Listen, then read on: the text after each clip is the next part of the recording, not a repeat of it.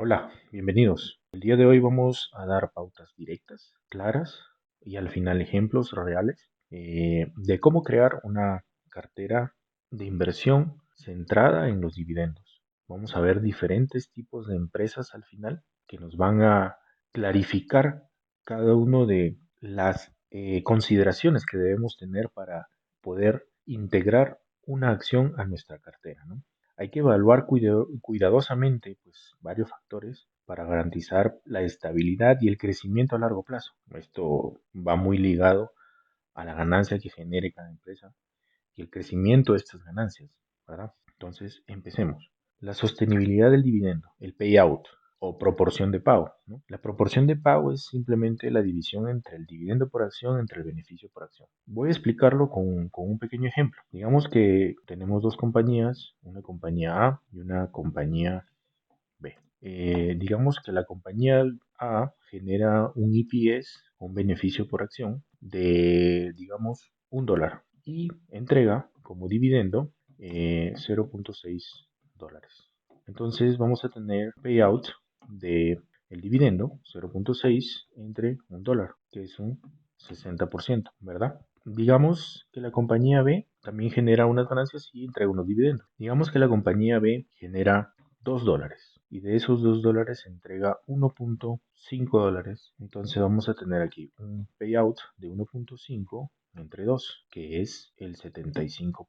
Entonces, si comparamos la compañía A y la compañía B parece mucho más atractiva porque entrega pues el 75% de sus ganancias como dividendo a los accionistas. Sin embargo, al ser la compañía la que paga un porcentaje más pequeño de sus ganancias a los accionistas como dividendo, podemos decir que tiene un payout más sostenible en el tiempo que la compañía B. Es decir, es más probable que la compañía A pueda cumplir con ese payout a lo largo del tiempo. Y hay que considerar algo. La compañía A, si bien es cierto, en este momento genera $1 y entrega el 0.6 dólares, cuando la compañía A genere $2 y mantiene ese payout, va a tener que entregar 1.2. La idea aquí es que mantengan el payout sostenible. Esa es la idea, ¿no? A pesar de que parece que la compañía A entrega menos, si esto es sostenible en el tiempo y el dividendo tiene un crecimiento en el tiempo debido a unas ganancias crecientes en el tiempo, el payout se puede mantener y podemos seguir recibiendo el mismo payout, pero nominalmente una entrada de dinero mayor. Sin embargo, y vemos que la compañía B ya no puede seguir entregando, sigue generando su mismo IPS, supongamos, pero ya no puede seguir entregando el mismo dividendo, sino que entrega $1. Entonces, ese dólar entre dos ya nos genera un payout del 50%. Entonces, esto hay que considerarlo muy bien, esto de elegir qué acciones vamos a comprar y qué acciones van a pertenecer a nuestra cartera. Algo también muy importante es el flujo de caja consistente. Es decir, en el tiempo, el flujo de caja que genera debe ser consistente, es decir, o mantenerse y es muchísimo mejor que vaya creciendo en el tiempo. Pero no puede ser que una empresa esté entregando la misma cantidad de dividendos todos los años y que su flujo de caja esté decayendo, porque no es sostenible en el tiempo. Eso se refiere al flujo de caja consistente. Esto lo vamos a ver con un ejemplo más claro a través de una plataforma. Y otras cosas a tener en cuenta, por ejemplo, el historial de dividendos. Los dividendos deben ser consistentes a lo largo del tiempo, es decir, deben mantenerse más o menos en el mismo nivel y en el mejor de los casos tienen que ir creciendo. ¿Qué genera esto? Que el accionista pues va a sentir bien remunerado, ¿no? Y va a ayudar a que posiblemente esa acción siga subiendo. Obviamente las acciones suben a largo plazo por temas de valoración, es decir, por crecimiento de las ganancias, por la generación de valor, ¿no? Y el otro tema es la tasa de crecimiento de dividendo. Las empresas que aumentan regularmente sus dividendos pueden proporcionar una protección contra la inflación, ¿no? Otra cosa muy importante es la deuda, que normalmente la veremos como deuda neta sobre EBITDA para verificar cuán endeudado, dependiendo del tipo de empresas, puede estar para poder verificar que podemos incluirla y que no va a tener problemas de entrega de dividendo en el futuro, ¿no? Esa es la idea. Obviamente existen muchos otros ratios con los que se evalúa la deuda de la empresa, pero nos vamos a centrar en este video en el deuda neta sobre EBITDA. Ahora, nada de esto sirve si la valoración al momento de comprar es muy alta. Si nosotros pagamos un PER excesivo, compramos a un PER excesivo una acción, podemos no generar dinero o, en el peor de los casos, de crecer o perder dinero, ¿no? ¿Por qué? Porque compramos muy alto, lo que ganamos en dividendos lo perdemos en el precio de la acción. Entonces hay que tener en cuenta muy bien el PER.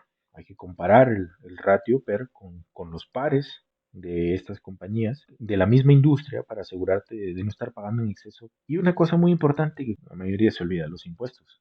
Normalmente los impuestos que se pagan por dividendos es un impuesto a la renta, al menos en mi país, y es del 30%. Es decir, si el dividendo es de $1, yo no recibo el dólar, sino yo recibo $0.7, porque ese 0.3 se va como pago de impuestos, ¿no? Eso hay que tenerlo muy en cuenta para poder crear nuestra cartera y tener valores reales de lo que vamos a recibir. Ahora, un consejo: diversifiquen los sectores. Evita la concentración. Asegúrate de que tu portafolio esté diversificado en varios sectores. ¿Para qué? Para mitigar los riesgos de cada sector. Diferentes sectores tienen rendimientos diferentes. Vamos ahora con algunos ejemplos. Vamos a empezar con una empresa muy conocida, Coca-Cola. Ya vamos a ir así. Vamos a empezar con una muy sencillita, Coca-Cola. Y vamos a ir verificando cada uno de los conceptos que hemos visto, ¿no? El ratio de pago, la proporción de pago. Al menos la proporción de pago de los últimos 12 meses ha sido del 73%. Esto quiere decir que de lo que ganan han entregado al accionista el 73%. Ahora veamos aquí porque está aquí más arribita, es el dividend yield. El dividend yield es cuánto ingresa a tu cuenta, digamos, por dividendo relacionado con el precio de la acción, ¿verdad? Ese es el dividend yield. Es por eso que si tú pagas mucho por la acción, tu dividend yield va a bajar. Por eso es bueno también verificar la valoración de la empresa, por ejemplo, el PER, para poder verificar que no estamos pagando de más. Veamos aquí la deuda. En los últimos 12 meses, la deuda evita, la deuda neta evita, de Coca-Cola es de 1.78 veces. ¿Por qué Coca-Cola está endeudada? No está muy endeudada porque en realidad es una empresa que genera muchísimo dinero, muchísimo flujo de caja.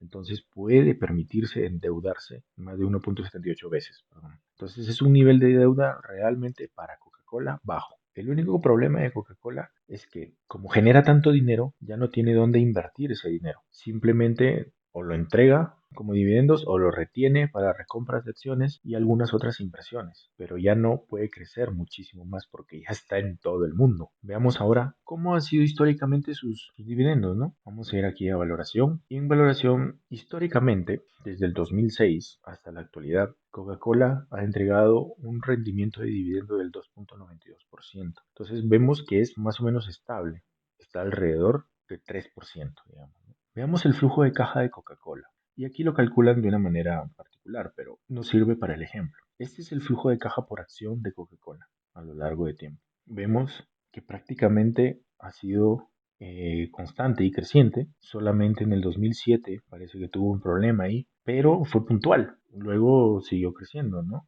Siguió generando un flujo de caja por acción positivo. Las empresas pueden tener algunos periodos o años de flujo de caja negativo. Puede darse el caso, pero deben ser por cosas puntuales. Por eso es que hay que evaluarlos. Ahora veamos otra empresa. Esta empresa se llama Clarkson. Esta ya es menos conocida, pues, ¿no? Clarkson es una empresa que cotiza en Londres. Es una empresa de transporte marino. Podemos convertir aquí en dólares. Entonces es 1.7 billones de dólares, ¿no? Entonces estamos todavía sí, en una mid-cap. Tiene un payout del 33% y entrega un dividendo del 2.4%. No tiene deuda. Veamos la valoración. Dentro de la valoración vamos a ver el dividend yield. El dividend yield a lo largo de toda su historia ha tenido un pico muy alto, pero más o menos podemos ver que también está 3.4, 3.6%. También genera un poquito más del 3%. Genera un poquito más que Coca-Cola, sostenido en el tiempo, ¿no? El último sí es de 2.42, pero dependerá del precio también al que hayas comprado. Veamos ahora cómo está su flujo de caja. Vemos que por ahora, al menos en los últimos 10 años, no ha tenido un flujo de caja negativo. Estaba a punto, pero no negativo. Veamos ahora otra empresa. Una empresa que posee tuberías de recolección y también almacenamiento de, por ejemplo, gas. Vemos aquí que TRN tiene un payout ya del 70%, Coca-Cola 73%. Clarkson el 33%. ETRN ya es un payout del 70%. Tiene un dividendo ¿de cuándo? ¿De cuánto? Del 4.7%. Y sí está endeudada bastante. Tiene casi 7.6 veces su EBITDA como deuda, ¿verdad? Es igual, es una empresa mid cap, está en 5.6 billones de dólares. Veamos entonces cómo le ha ido en su rendimiento de entrega de dividendos a lo largo del tiempo. Tenemos información aquí desde el 2019, ¿no? Entonces hemos tenido una media del 9% y un máximo de 44%, pero ha sido realmente muy puntual. Si obviamos esta fase muy puntual, pues podemos decir que más o menos está entre poco menos del 10% o máximo 10%, ¿no? Podemos decir que sí, está más o menos en un 9% como dividend yield, ¿no? Entonces, este tipo de empresas pueden permitirse entregar un poco más de dividendo. Normalmente estas empresas, como son empresas de petróleo y gas, tienen flujos de caja variables. ¿Por qué? Porque son cíclicas, dependen mucho del precio del petróleo. Veamos cómo le ha ido por aquí en su flujo de caja por acción. Solamente tenemos información aquí, en este caso, desde el 2015, pero bueno, veamos más o menos cómo le ha ido. 2016, 2019, perdón, 2016 y 2018, problemas en el flujo de caja, menos flujo de caja negativo. Hay que sopesar, ¿no? Hay que sopesar y hay que evaluar un poquito más. No hay que descartarla al 100%, pero hay que evaluarla un poco más. Y luego vamos a ir a una última empresa que se llama Torm. Torm es también una empresa de transporte de oil, de petróleo y gas. Pero esta sí es una empresa que tiene los buques. A diferencia de Clarkson, no tienen los buques, es un intermediario. En cambio, Torm sí es una empresa de transporte puro porque posee los buques.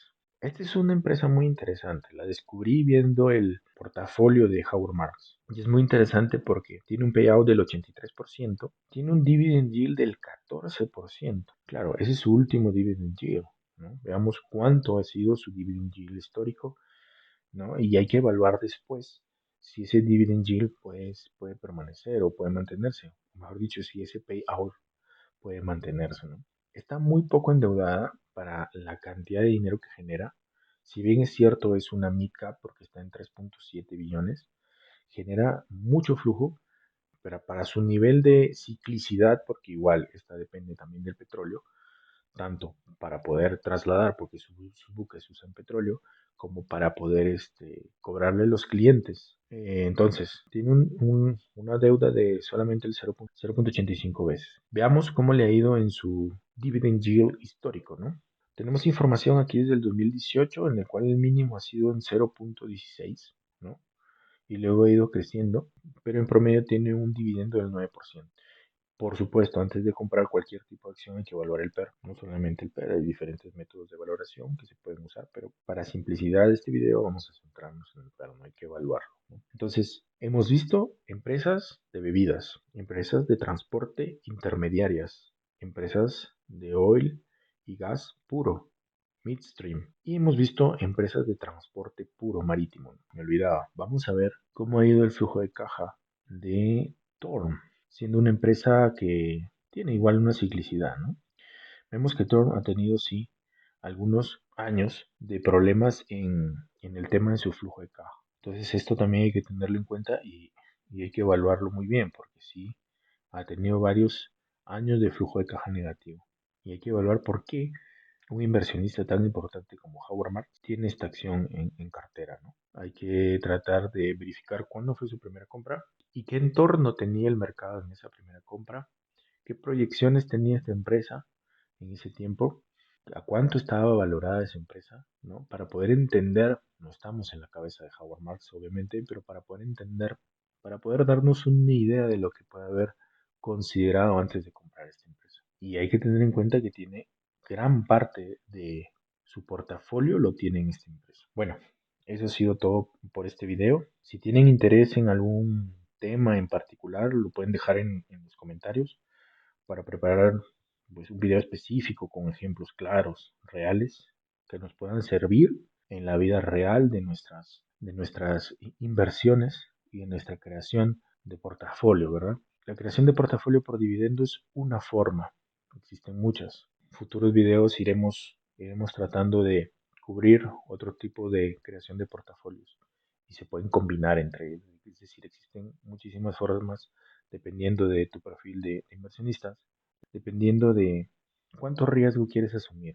¿Te gusta el riesgo o no te gusta el riesgo? ¿En qué etapa de tu vida estás? Muchos factores. Bueno, un gusto. Nos vemos.